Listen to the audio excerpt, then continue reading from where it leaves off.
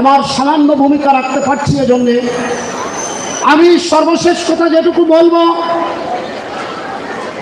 সন্তানাদিদের অভিভাবক যারা, তাদের প্রতি বিনীত অনুরোধ, এই কচিকাছাড়া তাদের বয়স এখন অনেকের বুলুগিয়তের পর্যায়ে পৌঁছেনি, এদেরকে মূল গাইড আপনারা করবেন। আরবিতে একটি প্রবাদ আছে,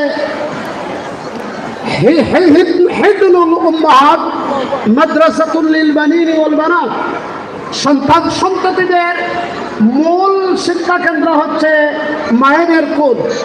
আপনারা মায়েরা বিশেষ করে তাদের প্রতি খেয়াল রাখবেন, মোবাইল আসক্তি যেন তাদেরকে না পেয়ে বসে, সকালে ঘুম থেকে তুলে তাদেরকে নামাজ আদায় করার পরে যাতে তারা পাঠ্যসূচি পড়তে পারে সেভাবে খেয়াল রাখবেন। এবং সম্মানিত শিক্ষক মহোদয়দের প্রতি আবেদন, আপনারা যেভাবে আপনাদের পারফর্ম প্রদর্শন করে যাচ্ছেন, এর চেয়েও আরও অধিক মনোযোগী হয়ে প্রতিষ্ঠানটাকে শুধু সিলেট বিভাগ নয়, বরং সারা বাংলাদেশের মধ্যে শ্রেষ্ঠতম প্রতিষ্ঠান হিসাবে আমরা দেখতে চাই। কি বলেন? আমরা দেখতে চাই। আজকের শিক্ষা ব্যবস্থা আমাদেরকে প্যাক প্যাক করে হাঁস এবং কুলাবেগের ডাক শেখানোর প্রচেষ্টা করছে। ডিমবাজি কিভাবে করতে হয় তা আমাদেরকে শেখানোর পায়তারা চলছে।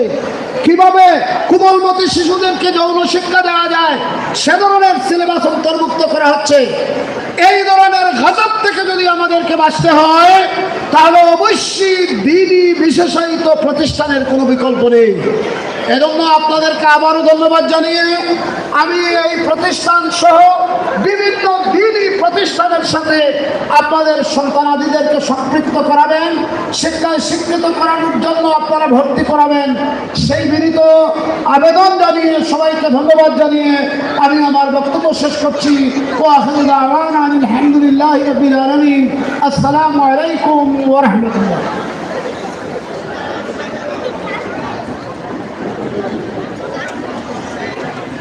ما شاء الله، جزا الله أحسن الجزاء فضيلة الشيخ الكبير علامة عبد السلام المدني حفظه الله। ধন্যবাদ ও কৃতজ্ঞতা প্রকাশ করছি জনাবের প্রতি। জনাব ওনার মূল্যবান সময় আমাদেরকে দেওয়ার জন্য জনাবকে ধন্যবাদ ও জনাবের প্রতি আমরা কৃতজ্ঞতা প্রকাশ করছি। সম্মানিত উপস্থিতি, أيها الحاضرون، الآن يلقي أمامنا خطبة وجيزة وخطبة قيمة فضيلة الشيخ العلماء الماهرين الشيخ الحديث علامة إسحاق المدني حفظه الله. الآن يلقي أمامنا خطبة وجيزة فضيلة الشيخ إسحاق المدني حفظه الله، فليتفضل مشكورا.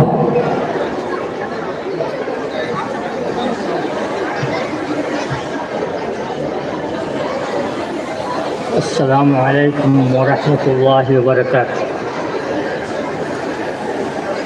الحمد لله رب العالمين، والصلاة والسلام على سيد المرسلين الذي بلغ الرسالة وأدى الأمانة ونصح الأمة وتركها على المحجة البيضاء وعلى آله وصحبه أجمعين. أما بعد، فأعوذ بالله من الشيطان الرجيم. بسم الله الرحمن الرحيم. قل هل يستوي الذين يعلمون والذين لا يعلمون؟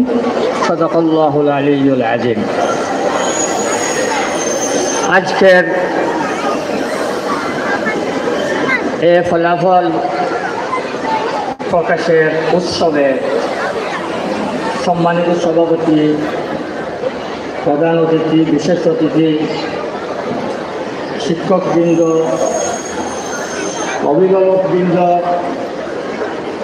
শিক্ষার্থীবৃন্দ, আমি অতি সংক্ষিপ্তভাবে দুই চারটা কথা বলবো। সবাইকে আমি আমার অন্তরের অন্তঃস্থল থেকে যারা এখানে হাজির হয়েছেন সবাইকে আমি মোবারকবাদ জানাচ্ছি।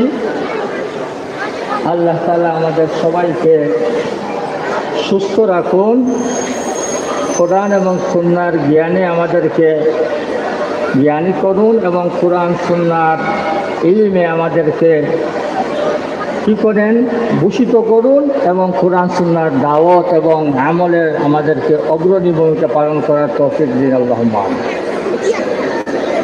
বাংলাদেশে 3টা শিক্ষা ব্যবস্থা আছে। একটা হলো জেনারেল এডুকেশন, একটা হলো মাদ্রাসা এডুকেশন। আবার মাদ্রাসা এডুকেশনটা 2 ভাগে বিভক্ত, একটা হলো আলিয়া মাদ্রাসা, একটা হলো কওমি মাদ্রাসা। এটা আপনারা জানেন। এখন যে ঢাকা ইউনিভার্সিটি আছে বাংলাদেশের সেরা প্রতিষ্ঠান, সেখান থেকে যারা বের হয় তারা এরাই দেশ পরিচালনা করে অধিকাংশ, বা চিটাগাং ভার্সিটি, রাজশাহী ভার্সিটি থেকে ওরাই ইউনিয়ন হয়, ডিসি হয়, এসপি হয়, সবাই হয়। এই সমস্ত ইউনিভার্সিটি থেকে জেনারেল এডুকেশন থেকে যারা বের হয়। আসল মাদ্রাসা এডুকেশন 2 ভাগে বিভক্ত, একটা হলো আলিয়া মাদ্রাসা, যেটা আমাদের এই পাঠানটোলা, জামিয়া, সিলেট, আলিয়া এগুলা। আর একটা হলো কওমি মাদ্রাসা, যেমন দরগাহ মাদ্রাসা সহ কাজিরবাজার মাদ্রাসা। একই দেশে 3টি ধারার শিক্ষা প্রতিষ্ঠান রয়েছে। ঢাকা ইউনিভার্সিটি সহ জেনারেল এডুকেশনে তৈরি করে এবিলিটি, যোগ্যতা, ওরা যোগ্য হয়ে ডিসি হয়ে, এসপি হয়ে, মন্ত্রী হয়ে, সচিব হয়, এবিলিটি তৈরি করে। মোরালিটি দিতে পারে না, নৈতিকতা দিতে পারে না। যেই কারণে একটা কলা গাছের দাম কয়েক লক্ষ টাকা হয়ে যায়, একটা বালিশের দাম কয়েক লক্ষ টাকা হয়ে যায়। এবিলিটি আছে, মোরালিটি নাই। আসল মাদ্রাসা শিক্ষা ব্যবস্থা আলিয়া এবং কওমি। কওমিতে ফুল মোরালিটি আছে, নৈতিকতা সব কিছু আছে, কিন্তু এবিলিটি নাই। ওদের কাউকে যদি ডিসি বানানো হয়, এসপি বানানো হয়, তাহলে সচিব বানানো হয়, সেখানে তারা অকার্যকর হয়ে যাবে। মোরালিটি আছে, এবিলিটি নাই। কওমি মাদ্রাসা আসেন আলিয়া মাদ্রাসা যেটা আমাদের, আলহামদুলিল্লাহ আলিয়া মাদ্রাসায় মোরালিটিও আছে, এবিলিটিও আছে। যদিও এবিলিটি জেনারেল এবিলিটির তুলনায় কম, মোরালিটি কওমি মাদ্রাসার তুলনায় কম, কিন্তু আছে দুটোই, মোরালিটিও আছে, এবিলিটিও আছে। সুতরাং আমি অভিভাবক সহ যারা উপস্থিত হয়েছেন সবাইকে বলবো যে আপনার ধন্যবাদ, যে আপনারা এমন একটা প্রতিষ্ঠানে এসেছেন এবং এমন একটা প্রতিষ্ঠানে ছাত্র দিয়েছেন যেখান থেকে এবিলিটি এবং মোরালিটি উভয়টা গুণসম্পন্ন লোক তৈরি হবে। আলিমও হতে পারবে, ডিসি হতে পারবে, ডাক্তার হতে পারবে, ইঞ্জিনিয়ার হতে পারবে। 1 2 নম্বর কথা হলো, রসুলের মাদ্রাসা কওমি ছিল না, আলিয়া ছিল। রসুল সাল্লাল্লাহু আলাইহি ওয়াসাল্লামের যে মাদ্রাসা ছিল কুফা এবং দারুল আরকমে, এটা কওমি মাদ্রাসা ছিল না, আলিয়া মাদ্রাসা ছিল। এই একটা প্রধান উত্তর আমি দিয়ে যাই আপনাদের জানার জন্য। কওমি মাদ্রাসা থেকে যারা বের হয় ওরা তো আর কোনো ক্যাডার ভিত্তিক কোনো পরীক্ষা দিতে পারে না, কারণ তাদের সার্টিফিকেটের মাধ্যমে তারা বিসিএস ক্যাডারে যেতে পারে না, কোনো স্থানে তারা যেতে পারে না, যদিও তারা মোরালিটি খুব বড় আলিম। কিন্তু আলিয়া মাদ্রাসা যারা আছে ওরা ক্যাডার ভিত্তিক দিয়ে করে বিভিন্ন পোস্টে যেতে পারে। রসুল সাল্লাল্লাহু আলাইহি ওয়াসাল্লামের দারুল আরকমে যে সমস্ত ছাত্র সাহাবা ছিলেন, রসুল সাল্লাল্লাহু আলাইহি ওয়াসাল্লামের আসহাবে সুফার আবু হুরায়রা থেকে শুরু করে যারা ছিলেন, ওরা কেউ কুফার গভর্নর ছিলেন, কেউ শামের গভর্নর ছিলেন, কেউ ইয়েমেনের গভর্নর ছিলেন, কেউ মিশরের গভর্নর ছিলেন। তা থেকে বোঝা গেল রসুলের মাদ্রাসা থেকে যারা বের হয়েছিল, কেউ মিশরের গভর্নর ছিলেন, কেউ ইরাকের গভর্নর ছিলেন, কেউ কুফার গভর্নর ছিলেন, কেউ বসরার গভর্নর ছিলেন, কেউ সিরিয়ার গভর্নর ছিলেন। এ থেকে কি প্রমাণ হলো? রসুলের মাদ্রাসা আলিয়া মাদ্রাসা ছিল কওমি মাদ্রাসা ছিল না।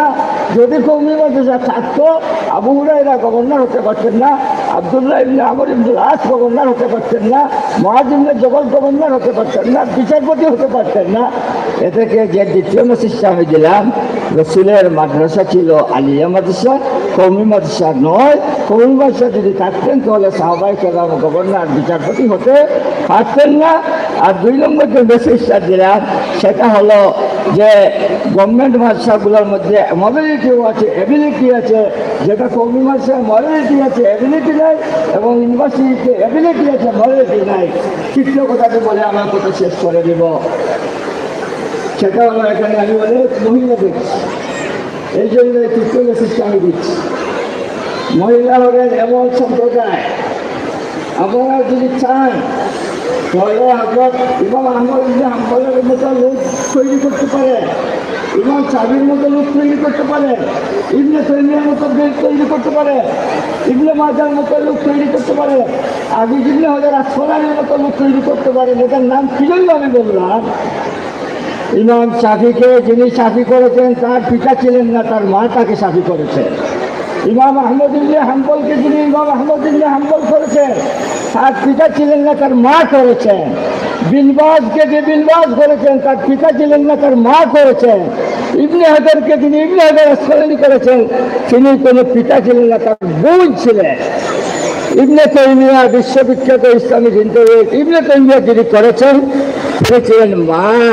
সুতরাং মারা যদি ইসলাম বুঝে যায়, মারা যদি চায় ছেলেকে বড় আলিম বানাতে অবশ্যই পারে, বড় মুহাদ্দিস বানাতে অবশ্যই পারে। সুতরাং এই 3টা মেসেজ আমি দিয়ে দিলাম। 1 নম্বর মেসেজ হলো আলিয়া মাদ্রাসা হলো এবিলিটি এবং মডেলিটির প্রাণকেন্দ্র। 2 নম্বর কথা হলো আলিয়া মাদ্রাসা থেকেই গভর্নর বের হয়, কওমি থেকে গভর্নর বিচারক বের হয় না। 3 নম্বর মেসেজ হলো মহিলারা হলেন জাতির মূল প্রাণ বিন্দু।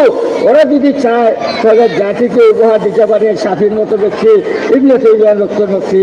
আকুলু কাওলি হাযা ওয়াস্তাগফিরুল্লাহ ওয়া মা আলাইনা ইল্লাল বালাগ। আসসালামু আলাইকুম ওয়া রাহমাতুল্লাহি ওয়া বারাকাতুহু।